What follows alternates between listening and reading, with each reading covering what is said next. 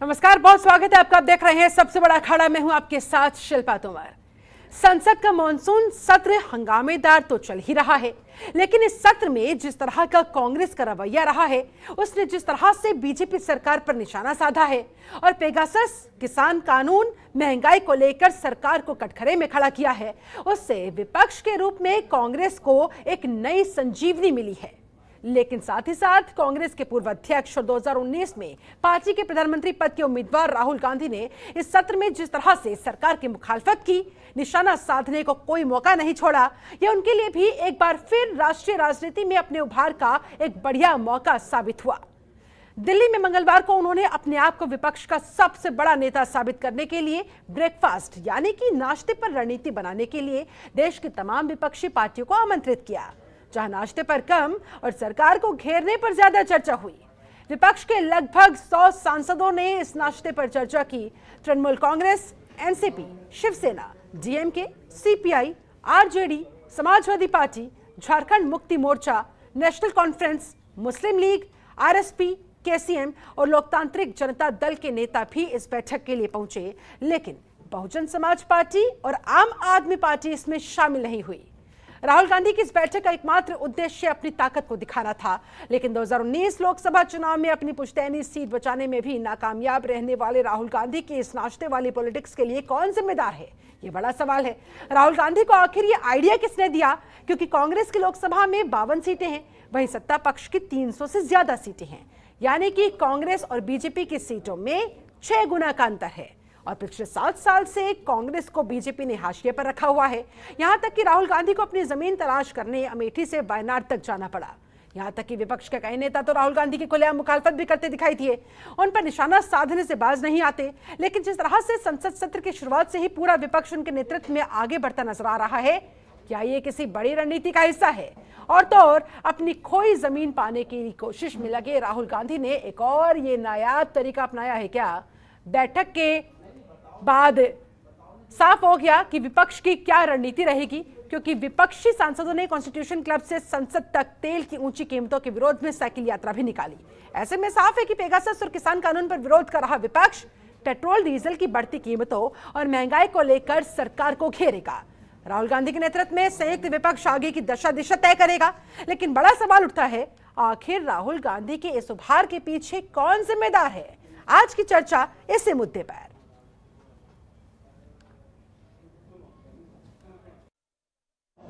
For the BJP to suppress it and the RSS to suppress it. We of course have slightly different perspectives on the world. We come from different states, we come from different ideas.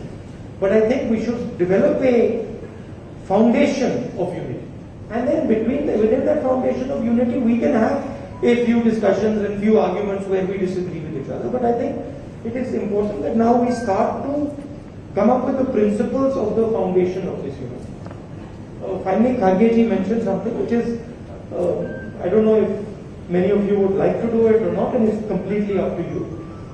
I thought that as far as the fuel price is concerned, the people of India are struggling.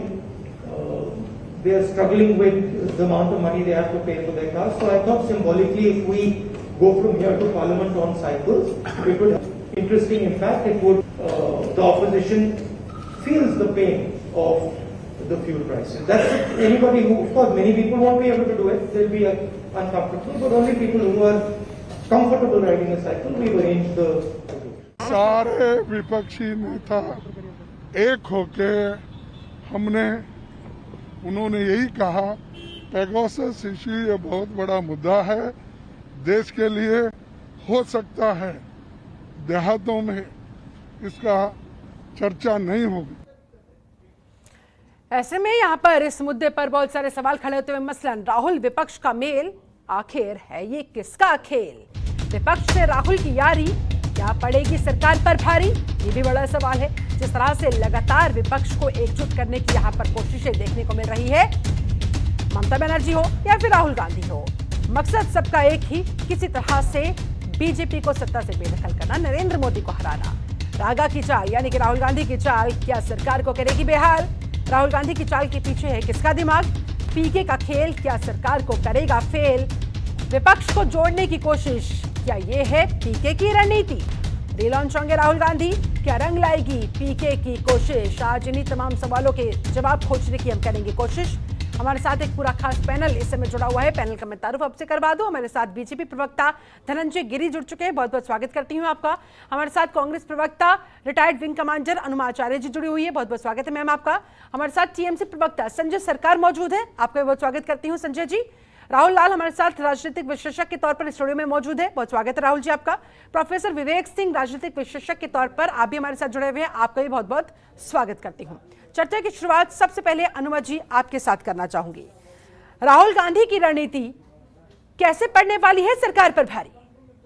क्या planning है, क्या रणनीति लेकर आगे राहुल गांधी बढ़ने वाले हैं विपक्ष को एकजुट करते हुए? आपने नाश्ता तो अच्छा किया है ना, अच्छा नाश्ता किया करिए। मैं आपसे एक चीज कहना चाहती हूँ, तब से मैं ये पूरा नैरेटिव सुन रही हूँ, मैं वाकई हंस रही थी कि बार बार इसमें ये कहा जा रहा है कि राहुल गांधी की इस चाल के पीछे कौन है।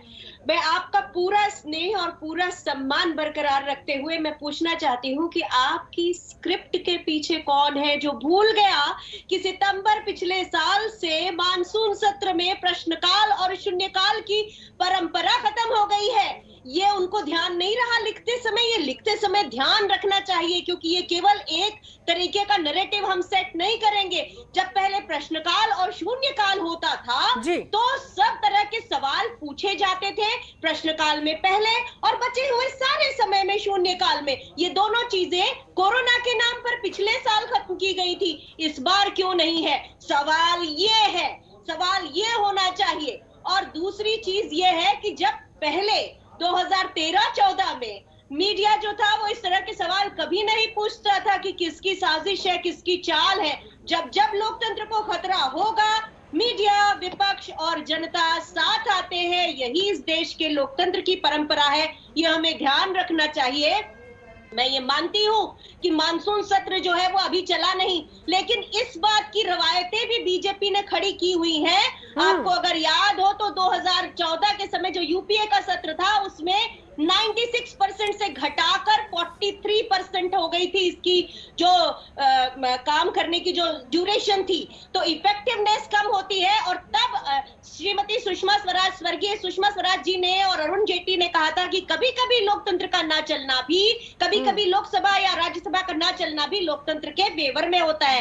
तो आज हम ये सवाल पूछें कि लेकिन अनुमा जी कभी कभी यहाँ तो पूरा का पूरा मानसून सत्र ही खत्म होने को है, चर्चा नाम की कोई चीज हमने नहीं देखी है। आखिरकार कब तक? मैं पक्ष और विपक्ष दोनों से कड़े लहजे में यही सवाल करना चाहूंगी, आखिरकार कब तक? किसी को तो जिम्मेदार ठहराया जाना चाहिए ना, किसी की तो जवाबदेही सामने आनी चाहिए ना। बिल्कुल शिल्पा जी, 19 दिनों के सत्र में 30 विधेयक पास करने वाले थे और 3 अध्यादेश भी, लेकिन क्या बिना चर्चा के? वही आदतें सरकार की है। क्यों 30 विधेयक 19 दिन में पारित करने थे, हर दिन 2 के हिसाब से? किस लिए? क्यों विपक्ष से उसकी चर्चा पहले नहीं की जा सकी? तो अगर सरकार इस तरह से तानाशाही दिखाएगी तो विपक्ष को एक समय जनता के हक में खड़ा होना पड़ेगा। आपको पता है एक अध्यादेश कौन सा था? वो अध्यादेश था कॉर्पोरेट्स को जो ऋण माफी हो रही है उसको बहुत जल्दी रफा दफा किया जाना, वो भी एक बिल था इसमें। तो ये सारे बिलों को कैसे पास करा सकती है सरकार, जबकि उसने किसान बिलों के ऊपर अभी तक जवाब नहीं दिया है। आपने ठीक है, आपकी बात एक बार को मान लेते हैं, तो विपक्ष का यही तो नुकसान हो रहा है ना कि ये जो मुद्दा आपने अभी यहाँ पर उठाया है, अगर ये वहां संसद के अंदर उठेगा, लोगों के सामने ये तमाम चीजें पहुंचेंगी, तो आपको नहीं लगता ज्यादा विपक्ष के लिए फायदेमंद साबित होगा सरकार का चेहरा बेनकाब करने के लिए? अगर आपके हिसाब से मान ली जाए बात, तो हंगामे की वजह से कहीं ना कहीं सरकार की ही तो मदद हो रही है। देखिए, स्वास्थ्य मंत्री ने क्या कहा जब जिन मुद्दों पर चर्चा होनी थी, जो हमारी जनता के पक्ष के थे कि ऑक्सीजन से हुई मौतें, तो उस पे एक तरफा बयान दे दिया गया कि देश में एक भी मौत ऑक्सीजन से नहीं हुई। आपने सुना होगा बिल्कुल। क्या ये देश की जनता के हक में अगर सरकार इन्हीं चीजों को वहां प्रस्तुत करना चाहती है, वो भी अकेले तानाशाही करके, तो फिर कोई फायदा नहीं है। फिर विपक्ष को एक जगह पर आके अपने they have to put your foot down, they have to put their foot down, और उनको कहना पड़ेगा कि बस हुआ। ठीक है, संजय सरकार आप क्या कहेंगे? पहले ममता बनर्जी की कोशिशें विपक्ष को एकजुट करने की, और अब राहुल गांधी भी फ्रंट फुट पर आकर जिस तरह से खेलते नजर आ रहे हैं, उम्मीदें जगती हुई 2024 के लिहाज से। देखिए, भारतीय जनता पार्टी एक बहुरूपिया का पार्टी है। मैं आपको चैनल में जो भारतीय जनता पार्टी को जो बैठे हैं वो पहले को प्रवक्ता का हिसाब से तो देखिए कितना बड़ा बहुरूपिया है। बहुरूपिया का नमूना तो हम आपको सामने दिखा दिया, प्रूव कर दिया, मैंने प्रूव कर दिया। ये धनंजय गिरी एक जगह राजनीतिक अभी फिर यहाँ पर बैठे, अभी यहाँ बैठे हैं, यहाँ बैठे हैं भारतीय जनता पार्टी को प्रवक्ता। तो जो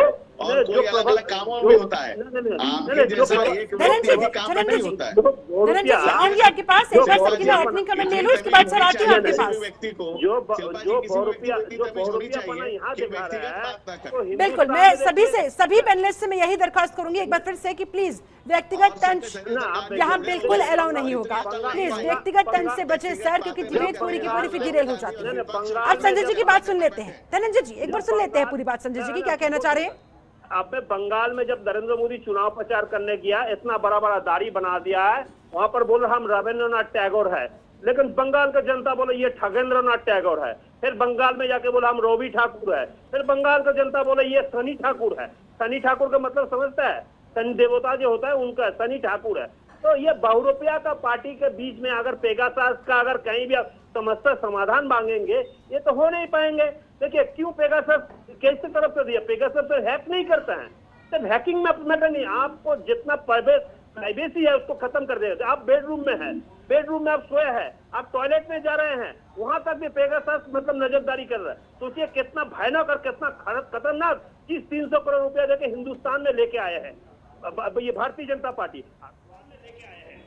अब ये भारतीय जनता पार्टी अगर ज्वाइंट पार्लियामेंट्री कमेटी का जांच हम लोग करते हैं तो कौन सा गुना है, सीबीआई से इनसे जांच हो नहीं सकता है कि वो मालिक का तोता बन चुके हैं, एनआईए से भी जांच नहीं होता, मालिक का तोता बन चुका है। और रह गया सुप्रीम कोर्ट में जो मुख्य मतलब जो चीफ जस्टिस होते हैं वो अगर अच्छा इनको पक्ष में राय दे देता है, राज्यसभा का मेंबर नहीं तो गवर्नर बनाया जाता है, अभी भी देख चुके हैं हिंदुस्तान के अंदर। तो हमें ये बहुरूपिया से किस तरह से बात करेंगे, तो मेरे को देखिए मेरा बात ये सुनने के लिए तैयार नहीं है। बड़ा डिक्टेटर, बड़ा हिटलर, बड़ा मुसोलिनी है, ये बड़े नेपोलियन बोनापार्ट होने से तो भी मना जाता है। तो आपको क्या लग रहा है संजय जी, मैं मूल प्रश्न पर एक बार फिर से आती हूँ। मैंने जो आपसे सवाल किया था उसका जवाब आपने नहीं दिया।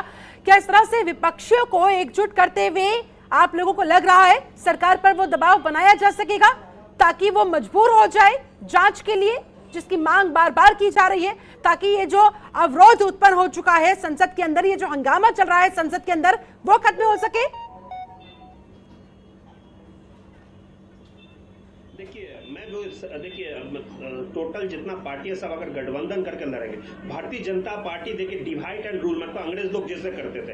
हाँ। डिवाइड रूल कैसा, किसी को ईडी, किसी को सीबीआई, किसी को एनआईए, किसी को सुप्रीम कोर्ट, किसी को उल्टा सीधा केस देके फंसाना, ये सब करके सबको मतलब जो क्या है जो आपको हर दल मिलके एक संगठन बनाने चाहता है, मतलब जो यूनिटी ऑफ ये बनाने चाहता है, इसको तोड़ने चाहता है। डिवाइड एंड रूल जो अंग्रेज लोग जैसे करते थे इसी तरह, लेकिन ये चीज नहीं हो पाएंगे। अभी सब पार्टी इकट्ठा हुआ है, इनके खिलाफ सदन में भी लड़ाई होगा, सदन के बाहर में भी लड़ाई होगा, रास्ता में भी लड़ाई होगा, हर जगह लड़ाई होगा, हर गली में लड़ाई होगा। और ये गली में ये नरेंद्र मोदी 5 लाख करोड़ रुपया का जो घोटाला किया है, जिसमें नीरव मोदी लंदन कोर्ट में जाके खड़ा होकर बोला है जो मेरे को 35% मिला, 65% ये लोग खा गया। मतलब आप सोचिए 3 लाख करोड़ रुपया इन लोग कमीशन में खा गया, काटमानी में खा गया, बाद बाकी पैसा इन लोग लोन दिया था, वो पैसा कैसे शोध करेंगे? ठीक है, धनंजय जी कुछ कहना चाह रहे हैं, धनंजय जी जवाब देना चाह रहे हैं। धनंजय जी आ रही हूँ सर, बोलिए। शिल्पा जी निहायत बदतमीज लोग हैं, और ये टीएमसी का मतलब ही है कि ये पूरी तरह से डेमोक्रेसी तोड़ मरोड़ के ये कांग्रेस ही है। और आप जिस बारे की बात कर रही हैं, निहायत ही इनका जो लोकतंत्र के मूल्यों में कभी कोई आस्था है नहीं। और सबसे बड़ी बात जो शिल्पा जी सामने आती है, वो कांग्रेस आज टीएमसी के बात पे खुश हो रही है। भाई टीएमसी बनी कहां से टूट के थी? कांग्रेस से टूट के बनी थी। चलिए वो छोड़ दीजिए ना, आज के मूल प्रश्न पर आते हैं धनंजय जी। और मूल प्रश्न आज का ये है कि विपक्ष जिस तरह से एकजुट होता हुआ दिखाई दे रहा है, आप लोगों के लिए आगे भविष्य में मुसीबतें खड़े होने वाली है, उसको लेकर आप कितने चौकन्ने? अगर किसी के खिलाफ, लेट मी कंप्लीट शिल्पा जी, अगर किसी के खिलाफ सारे लोग एकजुट हो रहे हैं तो ये तो क्लियर हो गया कि वो बहुत ही सशक्त है, उसके खिलाफ कोई भी लड़ने की स्थिति में नहीं है। और विपक्ष की जहां तक बात करें तो न कोई नारे हैं, न कोई नीतियां हैं, न कोई नियत है, न देश के प्रति कोई संदेश देने की क्षमता है। और कांग्रेस को जीरो पे आउट करने वाले जो दल हैं, कांग्रेस उन्हीं में अपने तारणहार को खोज रही है। यानी कि आपको कोई चिंता नहीं हो रही है, आप पर कोई फर्क नहीं पड़ रहा है धनंजय जी? मैं आपको बता रहा हूं शिल्पा जी कि पहले भी ऐसा हुआ है, सारी पार्टियां एक हुई हैं। हाँ। लेकिन भारतीय जनता पार्टी जो देश की जनता से जुड़ी हुई पार्टी है, उसके नारे, नियत और नीतियां और देश में जो यशस्वी प्रधानमंत्री नरेंद्र मोदी का व्यक्तित्व है, उसके पीछे पूरा राष्ट्र चट्टानी एकता के साथ खड़ा है। ठीक है, राहुल लाल जी का रुख करना चाहूंगी। राहुल जी, सरकार की तरफ से कहा जा रहा है कि भैया कितने भी दल एक साथ क्यों ना मिलकर सामने आ जाए, हम सशक्त तरीके से खड़े हुए, हमें कोई फर्क नहीं पड़ता है, चाहे राहुल गांधी एकजुटता के साथ आए, चाहे ममता बनर्जी एकजुटता के साथ आए, हम सशक्त खड़े हुए हैं। आपको क्या लग रहा है किस हद तक राहुल गांधी की विपक्ष को एकजुट करते हुए ये रणनीति कारगर साबित होगी? किस हद तक दबाव क्रिएट किया जा सकता है सरकार के ऊपर? देखिए, रणनीति कितनी कारगर है वो हम लोग डिबेट में ही समझ पा रहे हैं कि अगर कांग्रेस और तृणमूल कांग्रेस आपस में मिल रही है, समन्वय बना रहे हैं, तो इसमें बीजेपी को क्यों बुरा लग रहा है? तो देखिए, अब तक हो क्या रहा था, आपने अपने शुरुआती जो है कि पैकेज में बड़ा अच्छा सा एक तर्क रखा था और वो आंकड़े काफी सही थे कि देखिए कांग्रेस की अकेले की संख्या काफी कम है इस समय। जो धनंजय गिरी जी बात कर रहे हैं कि भाई विपक्ष कमजोर इसलिए कि लोकसभा चुनाव में विपक्ष की संख्या कम रही, एनडीए की संख्या काफी ज्यादा रही। अब आप देखिए 303 के संख्या पे आप लोग हैं, कांग्रेस की संख्या कहाँ पे, 52-53 की संख्या पे कांग्रेस है। तो अगर कांग्रेस दूसरे दलों को साथ नहीं लेगी तो देखिए हम लोग एक पार्लियामेंट्री डेमोक्रेसी में, पार्लियामेंट में फिर उनकी बातें कहां से आएंगी? आज अगर कांग्रेस के बातों को सब लोग बहुत ध्यान से और गंभीरता के साथ सुन रहे हैं, पूरे कांग्रेस तो छोड़ दीजिए, पूरे विपक्ष की बातों का, अगर विपक्ष विभाजित होता है इस समय तो इसमें फिर सरकार अपने मनमाने ढंग से जो भी चीज उनको करना होता है वो कर लेते।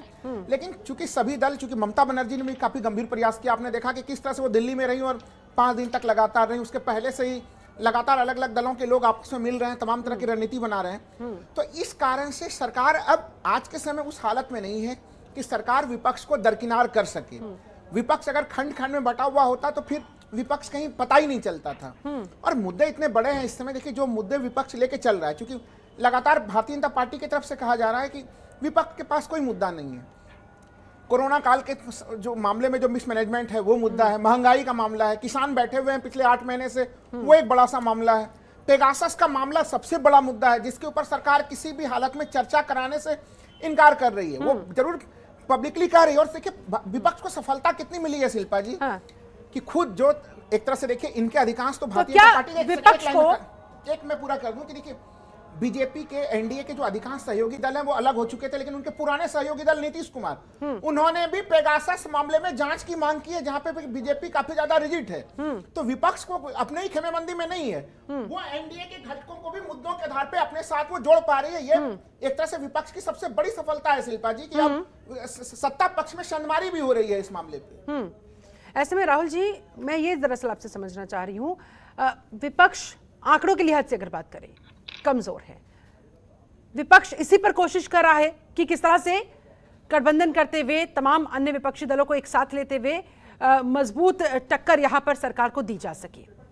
ऐसे में आप मुझे ये बताइए कि जिस तरह से राहुल गांधी फ्रंट फुट पर आकर बैटिंग करते हुए नजर आ रही हैं, ये किसका दिमाग है? अब तक तो ऐसा हुआ नहीं था, अचानक से ये इतनी एक्टिवनेस, ट्रैक्टर मार्च निकालना वहां पर, आज साइकिल यात्रा निकालना, इसलिए ये सवाल खड़ा हुआ। नहीं, देखिए मैं कहूंगा कि देखिए ट्रैक्टर मार्च अभी तो हम लोगों को ध्यान में आ रहा है, एक ट्रैक्टर मार्च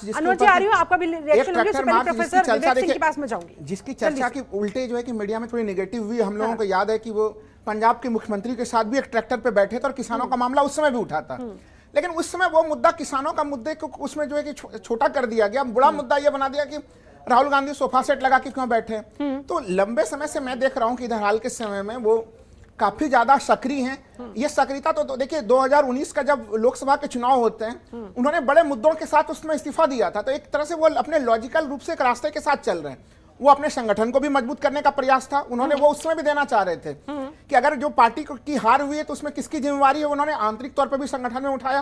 और अभी भी एक तरह से वो पार्टी को एकजुट करने का प्रयास कर रहे हैं, विपक्ष को भी एकजुट करने का प्रयास कर रहे हैं। देखिए कभी आप प्रयास करते हैं शिल्पा जी, उसमें सफलता आपको नहीं मिलती है, कभी सफलता मिलती है। इसका एक बड़ा सा कारण ये भी है, कोई दूसरा खड़ा नहीं है, बड़ा कारण ये है कि पश्चिम बंगाल जहां पे कि भारतीय जनता पार्टी ने पूरी ताकत लगाई थी, वहां पे जिस तरह से भारतीय जनता पार्टी की हार हुई, तो उससे केवल ममता बनर्जी को ऊर्जा प्राप्त नहीं हुई है।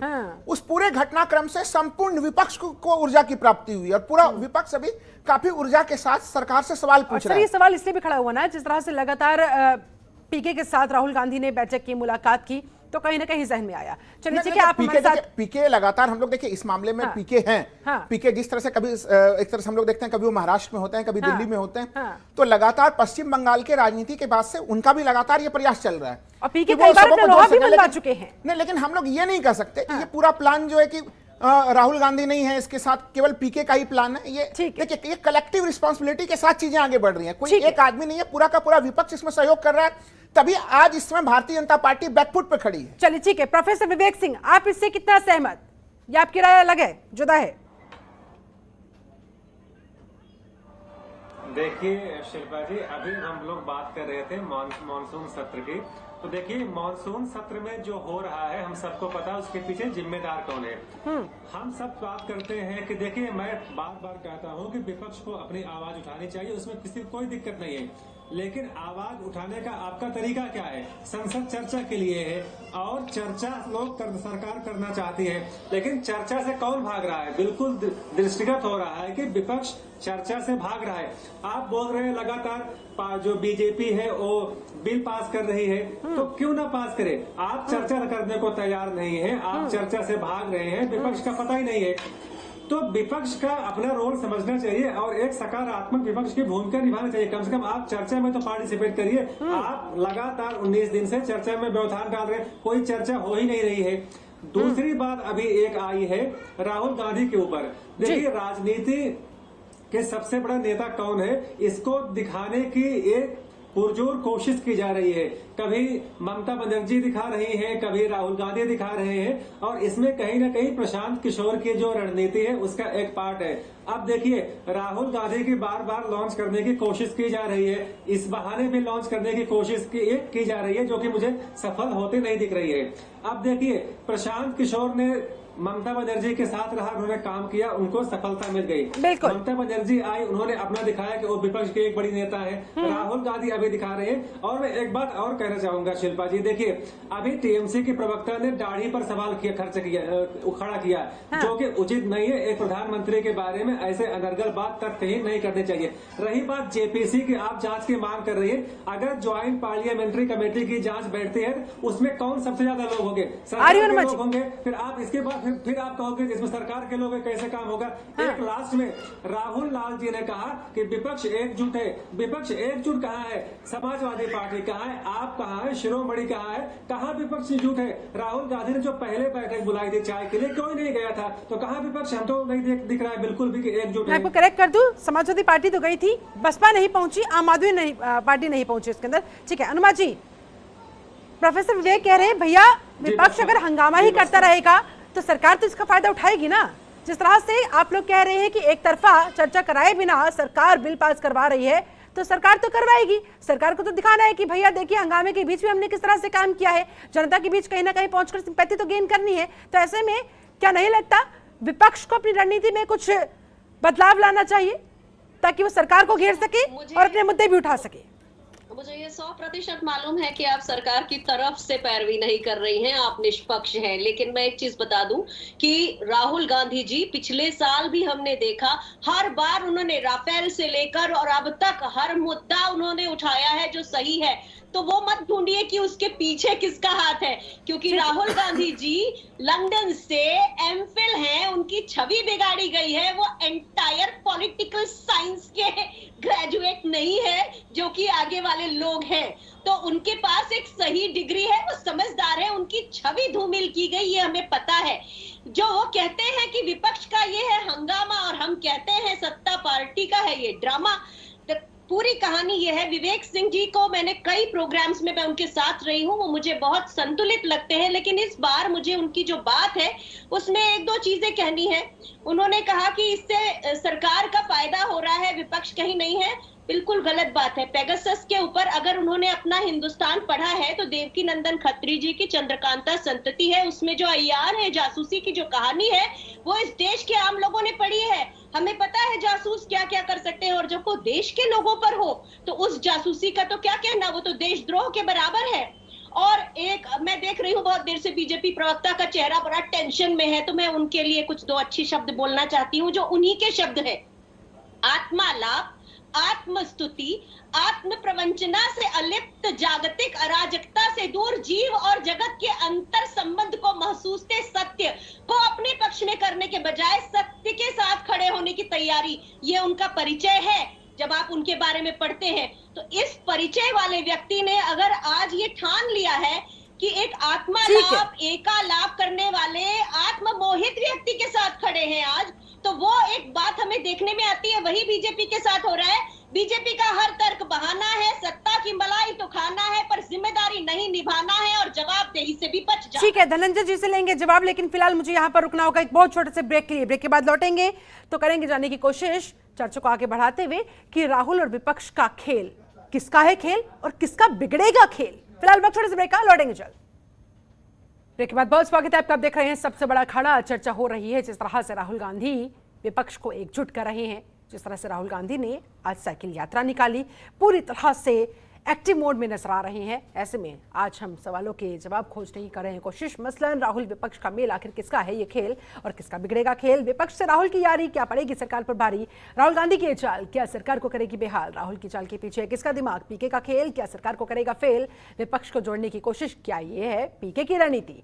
रिलॉन्च अगर राहुल गांधी क्या रंग लाएगी पीके की कोशिश। आज इन्हीं तमाम सवालों के जवाब हम खोज रहे हैं। हमारे साथ एक पूरा खास पैनल जुड़ा हुआ है। एक बार फिर से पैनल के पास जाते हुए धनंजय जी आपके पास आऊंगी। राहुल गांधी की विपक्ष की ये चाय पार्टी आप लोगों को कितनी चिंतित करती हुई। इस कार्यक्रम के पीछे किसका है दिमाग, यानी कि आप ये मान रहे हैं कि राहुल जी का खुद का दिमाग नहीं है, लेकिन हम ऐसा नहीं मानते हैं। मुगलिया सल्तनत के लंबे डायनेस्टी के बाद इस देश में नेहरू डायनेस्टी ही चल रही है, जो लंबे समय तक काम कर रही है। और जिस कांग्रेस से बड़े बड़े नेता, देश के बड़े बड़े नेता, गांधी से लेकर के, सुभाष से लेकर के और तमाम पटेल से लेकर के बड़े बड़े लोग जिस कांग्रेस से मिल करके कांग्रेस में शामिल होते खुद को भाग्यशाली समझते थे, उसमें किसी एक व्यक्ति का, गैर राजनीतिक व्यक्ति का मिलना इतना बड़ा क्वेश्चन हो जाएगा, इतना बड़ा उत्सव का विषय हो जाएगा, ये हमें बड़े आश्चर्य करता है। ये कांग्रेस पर यही कह सकते हैं कि क्या से क्या हो गए देखते देखते, और कोई पी के मदद करे या बिना पी मदद करे उससे हमें कोई लेना देना नहीं है। और जो छोटी छोटी बात कर रहे हैं लोग, एक प्रदेश में कुछ सरकार क्या बना लिया, वो इतना उछल रहे हैं। व्यक्तिगत हमला, दाढ़ी पर बात कर रहे हैं, इस पर बात कर रहे हैं, उस पर बात कर रहे हैं। आप आज पूरा वैश्विक परिप्रेक्ष्य में देखिए, नरेंद्र मोदी के स्ट्रेचर का नेता पूरी दुनिया में नहीं है।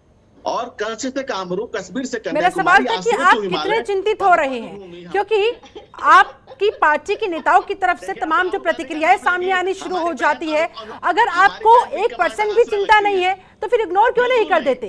क्यों राहुल गांधी को लेकर आपके तमाम बड़े नेता ट्वीट करने में लग जाते हैं। सर फिर इग्नोर कीजिए। फिर अगर आपको बिल्कुल कोई चिंता नहीं है, 1% आपको अपने सशक्त मानते हैं। शिल्पा जी देखिए, हाँ बोलिए। सियासत और रियासत के अंतर को समझिए। हम सियासत को सियासत समझते हैं, राहुल जी सियासत को रियासत समझते हैं। जब अब राहुल जी का नाम लीजिए, देखिए बहन विंग कमांडर रूपा आचार्य भी हंसने लगती है, तो इसी तरह से पूरा देश हंसने लगता है जब राहुल जी का नाम लेते हैं।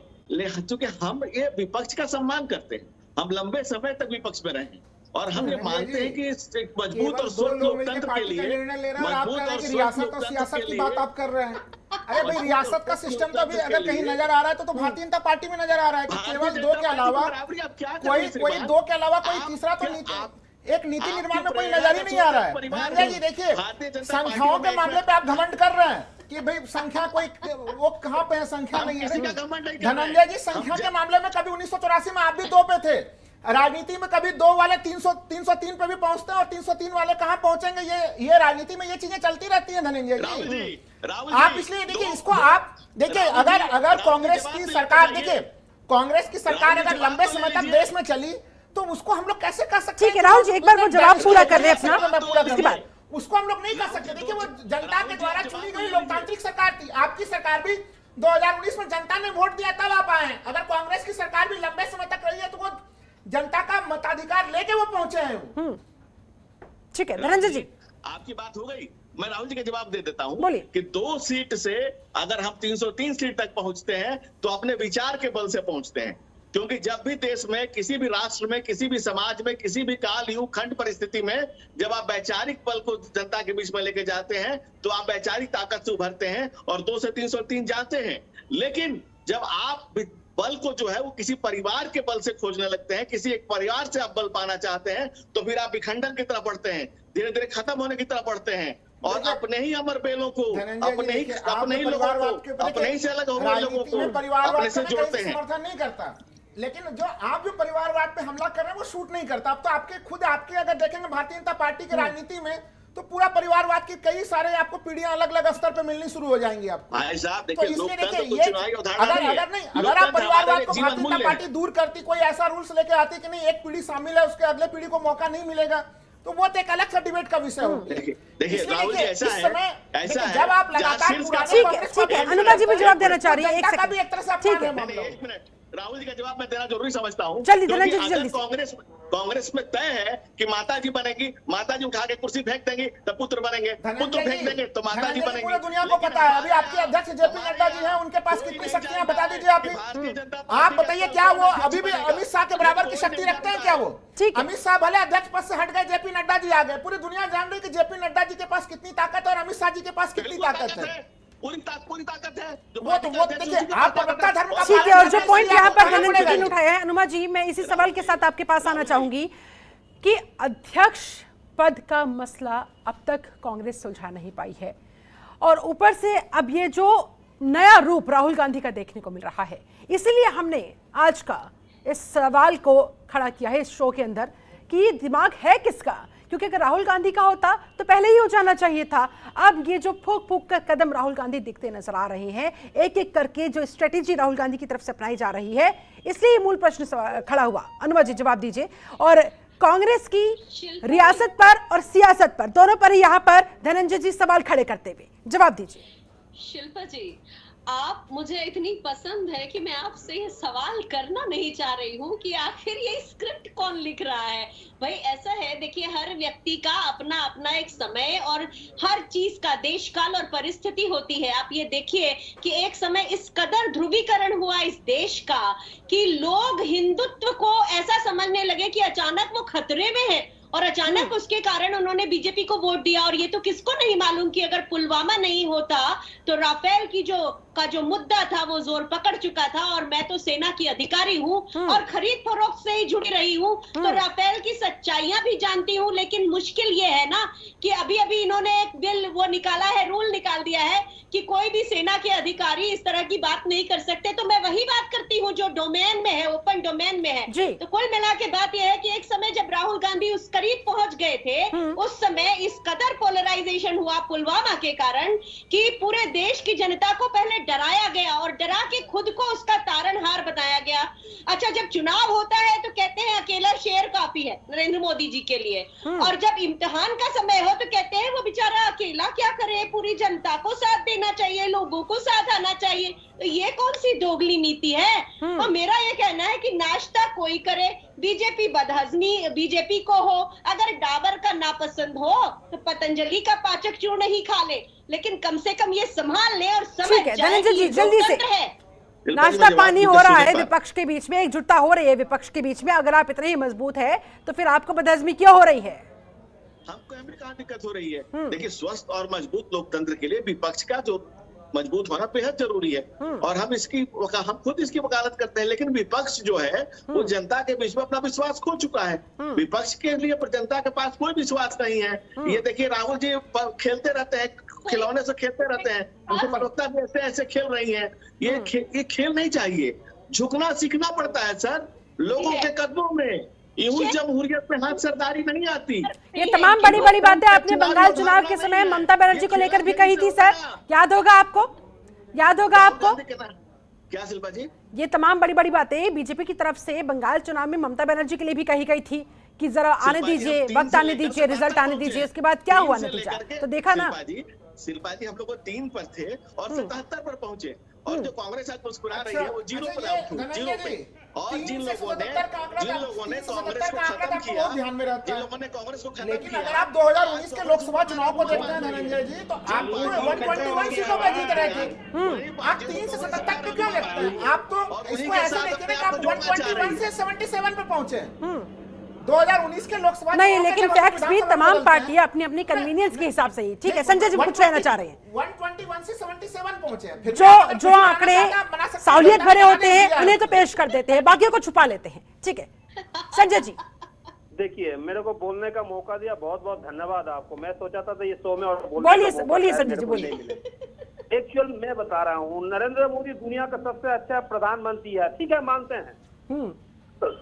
14 करोड़ आदमी को नौकरी नहीं मिला है, सबसे अच्छे प्रधानमंत्री है। 78 साल में, 1978 में इनको ये MA पास किया है और डिजिटल सर्टिफिकेट, कंप्यूटर सर्टिफिकेट निकाल के लेके आया था। जिस हमारा देश में कंप्यूटर आया 1990 में और कार्यक्रम चालू हुआ 1995 में, जहां पर नेट कनेक्शन भी नहीं आया था, सबसे अच्छा प्रधानमंत्री है। जिस समय कोरोना में आदमी मर रहा था ऑक्सीजन के लिए, ऑक्सीजन दे नहीं पा रहा था, ये गोमूत्र दे रहा था। ठीक है, मेरे ममता दीदी MA LLB, लूंगी जवाब धनंजय जी, एक सेकंड वो अपनी बात पूरी कर ले। सुनिए, राहुल गांधी MPhil है, राहुल गांधी MPhil है, सुनिए राहुल गांधी सच्चे सुनने का अधिकार, बोलिए सर, बोलिए, this is your time. MPhil है, लेकिन मेरे प्रधानमंत्री को आप ये SSC का सर्टिफिकेट नहीं दिखा पाएंगे, SSC का सर्टिफिकेट, ग्रेजुएशन, MA का सर्टिफिकेट 1978 साल में कंप्यूटराइज निकाल दिया। कितना अच्छा कंप्यूटराइज सर्टिफिकेट 78 में, जहां पर मैं 88 में SSC एग्जाम दिया, उस समय भी मैनुअल सर्टिफिकेट निकलता था। वो सर्टिफिकेट आपको देंगे। 90 में मेरा 12 क्लास को सर्टिफिकेट मिलेंगे। 93 में जो सर्टिफिकेट है वो भी मैनुअल में है, वो भी हम आपको दे देंगे। लेकिन इनको प्रधानमंत्री को कंप्यूटराइज का सर्टिफिकेट, सबसे बढ़िया सबसे अच्छा प्रधानमंत्री है। जहां पर कोरोना काल में जो मर रहा था उसको मुंह में क्या देना चाहिए? अजिथ्रोमाइसिन, डॉक्सीनेट, पैरासिटामोल, ऑक्सीजन देना चाहिए। सुनने का समझ रखिए, आप सबको बोलने दिया मेरे को। उस जगह गोमूत्र दे रहा था, एक बेड में 3 आदमी सो रहा था। ठीक है, एक बेड हम लोग देखा, जब मर के लाश नदी में बह रहा था, ये बोलता मेरा India, shining India, rising India. जब एक अदानी अंदानी के हाथ में किसान को सब सामान दे रहा है, फटे कपड़े में और फटे चप्पल में, वो औरत जब खरीदने के लिए, ठीक है सर, आप सरकार पर तंज कस रहे हैं तो जरा जवाब भी ले लेते हैं। 30 सेकंड प्लीज, 30 सेकंड। ठीक है, take your time, take your 30 seconds. वो मजबूरी में, वो मॉल में जाके खरीदने जाएंगे, मजबूरी में वो औरत मॉल में। आर्य प्रोफेसर विवेक, कपड़ा फटे चप्पल में, वो शाइनिंग इंडिया, राइजिंग इंडिया देखा। ठीक है, भारतीय जनता 12 रुपया पार्टी है। ठीक है संजय जी, बात हो गई आपकी, अब जवाब ले लेते हैं। बहुत देर से धनंजय जवाब देना चाह रहे हैं, उसके बाद प्रोफेसर विवेक सिंह आपके पास। शिल्पा जी, अगर इतना भी कॉमन सेंस नहीं है कि किसी भी सर्टिफिकेट को आप आज के डेट में निकालने जाएंगे, तो आज सारे यूनिवर्सिटी सारे जगह कंप्यूटराइज हो चुके हैं, तो कंप्यूटर का कंप्यूटराइज ही मिलेगा। दूसरा सोनिया गांधी जी का सर्टिफिकेट हार्वर्ड का सर्टिफिकेट था, हार्वर्ड का सर्टिफिकेट था, जिस पर सुब्रमण्यम स्वामी जी ने RTI लगाई, और RTI में जब हार्वर्ड ने कहा था कि कोई यहाँ से पढ़ी नहीं है, तो उन्होंने पार्लियामेंट में जवाब दिया था कि जस्ट टाइपिंग मिस्टेक।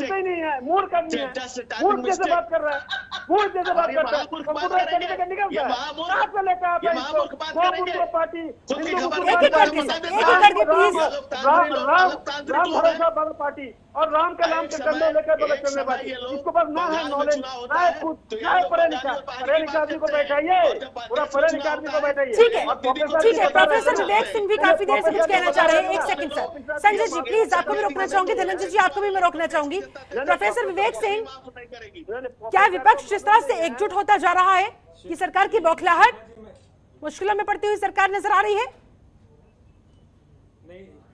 जी शिल्पा जी, सरकार से कोई बौखलाहट है, विपक्ष कोई एकजुट नहीं हो रहा है। लेकिन मैं एक बात कहना चाहूंगा शिल्पा जी, देखिए कांग्रेस का अपना रोल है। कांग्रेस ने देश के विकास में बहुत काम किया, उसको हम नकार नहीं कर सकते।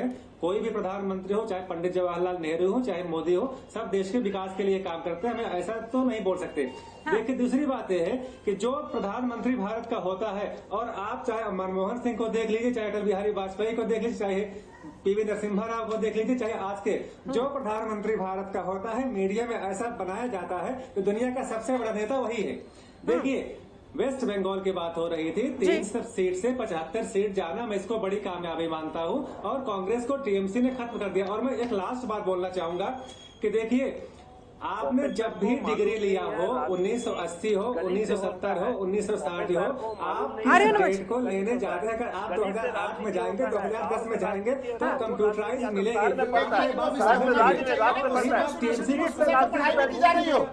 विवेक जी वो विषय तो वहाँ पे पढ़ाया ही नहीं जा रहा था पहली चीज, और ना आप जो लगातार ये चीज कह रहे हैं इस समय कि विपक्ष को लेकर, विवेक जी आप 2-3 सवाल बार बार आप कह रहे हैं कि विपक्ष हंगामा कर रहा है, सदन का सत्र नहीं हो रहा, सदन के भीतर चीजें कहनी चाहिए, लेकिन सरकार ने तो पहले से ही बिल्कुल राय बना ली है। आप देखिए ना, आईटी का जब जो स्टैंडिंग कमेटी है उसमें बिल्कुल बीजेपी के लोगों ने बहिष्कार कर दिया, और न्यूनतम संख्या के कारण, वो नहीं हो पाने के कारण, कोरम पूरा न होने के कारण उसकी बैठक नहीं हो पा रही है।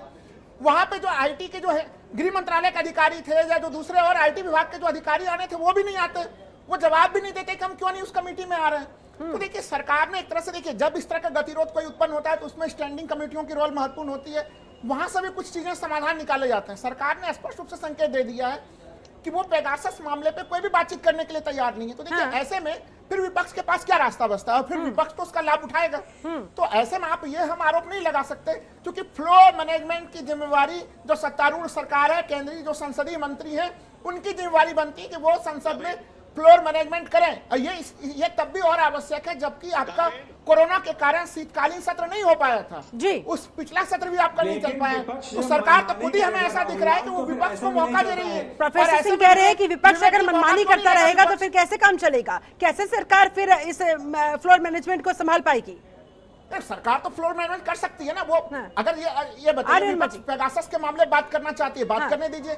विपक्ष महंगाई के मामले में जेपीसी, अगर उसमें पेगासस के मामले में जांच में जेपीसी मांग रही है, अब यहाँ पे विवेक, लेकिन जरा आम लोगों को समझाओ तो सही। भाई पक्ष कह रहा है हम चर्चा चाहते हैं, विपक्ष कह रहा है हम चर्चा चाहते हैं, चर्चा हो नहीं पा रही है। चर्चा क्यों नहीं हो पा रही, वही सोचना पड़ेगा ना। यहाँ पे विवेक जी कह रहे हैं कि जेपीसी भी बनेगी, क्या उसको लोग मानेंगे? अरे भाई भारतीय जनता पार्टी के प्रत्याशी सांसद है, सबके सब विवेक जी सांसद है। लोकतंत्र में जब लोकतंत्र के मंदिर में आप आस्था रखते हैं तो ऐसा नहीं कि आप कांग्रेस और विपक्ष के लोगों के ऊपर आप आस्था रखेंगे और बीजेपी के लोगों के ऊपर आस्था नहीं रखेंगे। ठीक है, उनके ऊपर भी आपको आस्था रखना पड़ेगा, देश संविधान से चल रहा है। ठीक है सर, अनुमा जी जवाब दीजिए। मैं विवेक सिंह जी की बात का इस बार जवाब दूंगी, क्योंकि वो बार बार ये प्रचारित कर रहे हैं कि ये पार्टियां इकट्ठा नहीं है। एक चीज याद रखिए विवेक सिंह जी, आप भी और सारी ये पार्टियां भी जो आज सामने आई हैं, ये लोकतंत्र को प्यार करने वाली पार्टियां हैं। इनको राजशाही और इस तरह की तानाशाही पसंद नहीं, और आपको भी नहीं पसंद है, मैं ये जानती हूं, क्योंकि आपका मैंने विचार कई बार सुना है। देश का हाल है बेहाल, सत्ता के लोग हुए दोस्त हुए मालामाल, जनता के हितों की न हो सकी सरकार, और संसद में बंद किया प्रश्नकाल और शून्यकाल। इसका क्या जवाब देंगे? बीजेपी के लोग बातें कैसी करते हैं? एक बीजेपी का नेता कहता है कि अगर हम बीजेपी नहीं होती तो भगवान राम समुद्र में पड़े होते। दूसरा नेता कहता है कि नरेंद्र मोदी जी विष्णु जी के 11वें अवतार है। ऐसी अजीब अजीब बातें करने वाली भारतीय जनता पार्टी के समक्ष आज सारे लोकतंत्र को पसंद करने वाली पार्टियां अगर आ रही हैं तो उसकी सराहना करनी चाहिए। अगर अपने देश को प्यार करते हैं और इस लोकतंत्र को प्यार करते हैं तो इसकी साजिश में मत शामिल होइए, सत्ता पक्ष की साजिश में मत शामिल होइए, जो हमेशा विपक्ष को नाकारा दिखाने की कोशिश करती है और हर बात में एक षड्यंत्र ढूंढती है। धनंजय जी जवाब दीजिए। विपक्ष को आप लोगों ने ही मजबूर, पहले मेरे सवाल तो सुन लीजिए सर। विपक्ष को आप लोगों ने ही मजबूर किया है, कोई विकल्प उसके सामने नहीं छोड़ा है। जेपीसी जांच आप लोग बैठा नहीं रहे हैं, हंगामा लगातार जारी है, तो ऐसे में विपक्ष के सामने यही तो तरीका बचा कि एकजुटता दिखाने के लिए, अपने मुद्दों को आप लोगों के कानों तक पहुंचाने के लिए। देखिए ये जो पब्लिक है ये सब जानती है, ये देश देख रहा है। जब प्रधानमंत्री जी खुद कहते हैं कि आप आइए सदन के पटल पर सकारात्मक चर्चा करें, बात करें, पूरा देश देखे, पूरी दुनिया देखे, लेकिन विपक्ष तो ऐसा कुछ नहीं करना चाह रहा है। विपक्ष का काम सिर्फ हंगामा खड़ा करना है, हंगामा खड़ा करना चाह रहा है, सरकार को काम करने की कोशिश कर रहा है, कहीं से सफल नहीं हो पा रहा है। जब कांग्रेस इसमें सफल नहीं हो पा रही है तो तमाम विपक्षियों को जोड़ रही है ताकि गलत नैरेटिव क्रिएट किया जा सके, गलत नैरेटिव किया करके देश की जनता को गुमराह किया जा सके। लेकिन देश की जनता जानती है कि सच क्या है, झूठ क्या है, और देश की जनता को देश के जो यशस्वी प्रधानमंत्री राहुल जी आप बता दीजिए सच क्या है झूठ क्या है, क्योंकि पक्ष अपनी बात पर अड़ा हुआ है, विपक्ष अपनी बात पर अड़ा हुआ है। जनता विश्वास करे तो किस पर करे, किसकी बात सुने, किसे इग्नोर करे? जनता देखिए कैसे विश्वास करे? जनता सबों को बहुत ध्यान से सुन रही है और सब कुछ समझ में आ रहा है। मैं एक सवाल खाली कह रहा हूँ, पेगासस, चलिए मान लीजिए, मैं मान लेता हूं कि भारत सरकार ने पेगासस नहीं खरीदा है और यहाँ पे पेगासस के मामले पे चीन ही जासूसी करा रही है, अगर यहाँ पे जांच तो कराइएगा तभी तो पता चलेगा। अगर बांग्लादेश जासूसी करा रहा है, पाकिस्तानी जासूसी करा रहा होगा पेगासस के मामले पे भारत सरकार के राय को मानते हुए, तो फिर आप आखिर निजता के अधिकार की सुरक्षा की जिम्मेवारी किसकी है? आप जांच आप करें नहीं, ये कोई मामला नहीं है। आप बिना जांच किए हुए कैसे कर रहे हैं? इसका मतलब है कि जांच आपने ही पेगासस खरीदा है और आप जांच से इसलिए डर रहे हैं कि जांच होगी तो फिर वो आपके पास तक वो मामला पहुंचेगा, तो फिर तब तो ये निष्कर्ष पहुंच रहा है जनता के बीच में। इसलिए मैं कह रहा हूं, पब्लिक परसेप्शन अगर सही करना है, आप जांच के आदेश दे दीजिए। और जब आप सही चीज है तो सच को फिर क्या आंच है? आप जांच कराइए और मामले का समाधान कराइए, क्योंकि भाई लोकतंत्र में सदन का सत्र सबसे महत्वपूर्ण है। हाँ। वहां पे विमर्श होना चाहिए। विपक्ष को कोई मुद्दा बहाना क्यों देने में लगी हुई है भारतीय जनता पार्टी? धनंजय जी से जल्दी से मैं जवाब ले लेती हूँ, उसके बाद मैं संजय सरकार आप ही के पास आ रही हूँ। जल्दी से धनंजय जी। मैं राहुल जी की ही बात पे आता हूँ कि सबसे इम्पोर्टेंट है संसद का सत्र चला। बिल्कुल, संसद का सत्र चलेगा, पक्ष और विपक्ष दोनों आमने सामने बैठेंगे, एक एक मुद्दे पर चर्चा होगी। जो जरूरी समझेगी सरकार, वो बिल्कुल राष्ट्रहित के सारे मुद्दों पे सरकार सकारात्मक पहल करेगी और जो भी जरूरी होगा, जो भी जरूरी कदम उठाने होंगे, वो सरकार हमेशा उठाएगी और सकारात्मक इसमें निर्णय लिए जाएंगे। लेकिन सरकार लगातार जो करी विपक्ष को, आप आइए तो सही, बैठिए तो सही, आमने सामने बैठे तो सही, मुद्दों पे बात तो हो। बड़ा सवाल धनंजय जी यही बना हुआ है ना, कब मॉनसून सत्र खत्म होने को है? सत्र खत्म हो जाएगा तब कोई सामंजस्य बैठेगा क्या? हम तो तैयार बैठे हैं। ठीक है संजय सरकार, जवाब तो देखिए आपको भी देना पड़ेगा। विपक्ष ने सदन के अंदर क्या किया, आपकी भी जवाबदेही जनता के प्रति बनती है। संजय जी देखिए, हम धनंजय जी को बात क्या सोचेंगे, बचपना सोचेंगे ना सही सोचेंगे? अगर सही सोचेंगे तो मैं सोचता बताता हूँ, मैं हिंदुस्तान के अंदर अगर नहीं मेरे मैं अगर सुनिए हम मैं बता रहा हूँ, अगर China Pakistan please sir please I am requesting both of you. देखिए इनका संसद में कब बोलने देंगे? संसद में भी बोलने नहीं देंगे। सुन लेते हैं धनंजय जी सुन लेते हैं, धनंजय जी सुन लेते हैं। सर समय की कमी है, प्लीज मुझे आप सभी के फाइनल कमेंट्स में जल्दी लेने होंगे। संजय जी जल्दी से। मैं बता रहा हूँ, अगर पाकिस्तान, बांग्लादेश, चाइना अपने को पेगासस लेकर जासूसी कर रहा है, मेरे देश का धनंजय जी को बात पर लगता है इंटेलिजेंस फेल, डिफेंस फेल, मेरे देश में खतरा पैदा हो चुके हैं बाहर से। तो यानी कि इसकी जांच होनी चाहिए, विपक्ष की तरफ से लगातार ये मांग उठ रही है। ठीक है professor Vivek Singh sir, final comment आपका, किस तरफ ये पूरा मामला आगे बढ़ता हुआ? पक्ष एकजुट होता हुआ, विपक्ष एकजुट होता हुआ और पक्ष अपनी बात पर अड़ा हुआ, हंगामा दूसरी तरफ लगातार चल रहा है, आखिरकार कब तक? संजय जी आऊंगी आपके पास भी, एक बार मैं प्रोफेसर विवेक सिंह का फाइनल कमेंट ले लूं। जी हट धर्मिता दोनों पक्षों को छोड़नी चाहिए। ठीक है, पहले चर्चा होगी और चर्चा के बाद अगर सदन चाहेगा तो उस पर जांच भी बिठा दी जाएगी। तो पहले हमें परीक्षा देनी है, उसके बाद रिजल्ट मिलना है। यहाँ रिजल्ट पहले मांगा जा रहा है, परीक्षा देने के बाद। ठीक है राहुल जी फाइनल कमेंट आपका। पूरे इस मामले में चर्चा से कुछ नहीं, जांच का विषय वस्तु है। सरकार को सबसे पहले विपक्ष को संतुष्ट करना चाहिए कि हम इस मामले पे जांच करा रहे हैं। जो महंगाई और दूसरे जो गंभीर मामले हैं, कृषि कानून से संबंधित मामले, उसके ऊपर संसद में खुल के चर्चा होगी। और मैं कह रहा हूं कि चलिए जो समय बर्बाद हो चुका है। संसद के सत्र की अवधि को, मानसून सत्र की अवधि को लंबा किया जाए। विपक्ष को विश्वास में लीजिए, क्योंकि संपूर्ण जनता संसद की तरफ बिल्कुल देख रही है। लेकिन सर इसकी भी क्या गारंटी है, अगर मानसून सत्र को लंबा भी कर दिया जाए, वो भी हंगामे की भेंट चढ़ जाएगा, तो फिर कब तक लंबा करते चले जाएंगे? ये भी तो बड़ा सवाल है ना। आपको विपक्ष में। ठीक है संजय सरकार जल्दी से आपका फाइनल कमेंट सर, 10 सेकंड आपके पास। देखिए मैं आपको बता रहा है, मैं जो ये संसद में जो सब अपोजिशन पार्टी एक हुआ है, ये बहुत बड़ा महत्वपूर्ण भूमिका निभाएंगे। और देखिए सरकार को खिलाफ मतलब जो गठनमूलक जो भी काम करना पड़ेंगे और सही तरफ से अपोजिशन अपना फर्ज निभाएंगे, इसमें कोई दो राय नहीं। कैसे निभाएगा अपोजिशन अपना फर्ज? अनुमाचार्य फाइनल कमेंट। 100 से ज्यादा बीजेपी नेताओं के परिवारवाद के समक्ष मैं ये कहना चाहती हूँ कि अंकों की अकड़ को तू ना पकड़, सच का सामना कर और लोकतंत्र को जकड़। इस देश में केवल लोकतंत्र चलेगा। धनंजय गिरी फाइनल कमेंट आपका, कैसे चलेगा लोकतंत्र, कैसे चलेगी संसद? जो लोकतंत्र कोई चुनावी अवधारणा नहीं, लोकतंत्र एक जीवन मूल्य है। और जो आंतरिक लोकतंत्र जिसके पास नहीं हो, बाह्य लोकतंत्र उसका हो ही नहीं सकता। ये जितने भी राजनीतिक दल हैं, ये प्राइवेट लिमिटेड कंपनी की तरह है। इनमें लोकतंत्र की कोई अवधारणा है ही नहीं।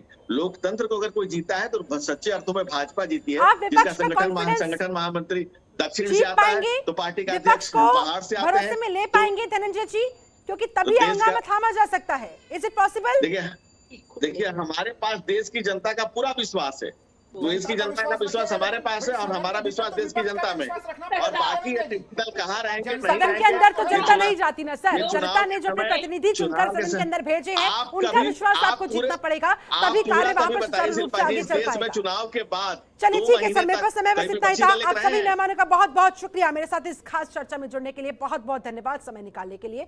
तो कुल मिलाकर हंगामा बदस्तूर जारी है, पक्ष हो विपक्ष हो दोनों अपनी अपनी बात पर अड़े हुए हैं। ऐसे में देखने वाली बात होगी कि आखिरकार कब थमेगा ये हंगामा, कब सदन के अंदर कामकाज हो पाएगा, कब जनता के मुद्दे उठ पाएंगे और कब उन पर कोई चर्चा हो पाएगी। इसके लिए फिलहाल तो हम इंतजार ही कर सकते हैं, क्योंकि पक्ष और विपक्ष के हाथ में चर्चा करवाना है, वो कुछ नहीं करना चाहते। वो सिर्फ और सिर्फ अपने अपने राजनीतिक एजेंडे पर आगे बढ़ रहे हैं, अपने अपने राजनीतिक हित साधने में लगे हुए हैं।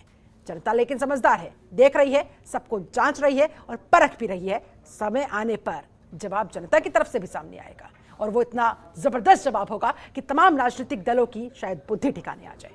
चल मेरे साथ इस खास चर्चा में जुड़ने के लिए आप सभी का बहुत बहुत शुक्रिया। बने रहे जनतंत्र टीवी के साथ। नमस्कार। खबरों के निष्पक्ष विश्लेषण के लिए सब्सक्राइब करें Jantantra TV and press the bell icon. Never miss any update.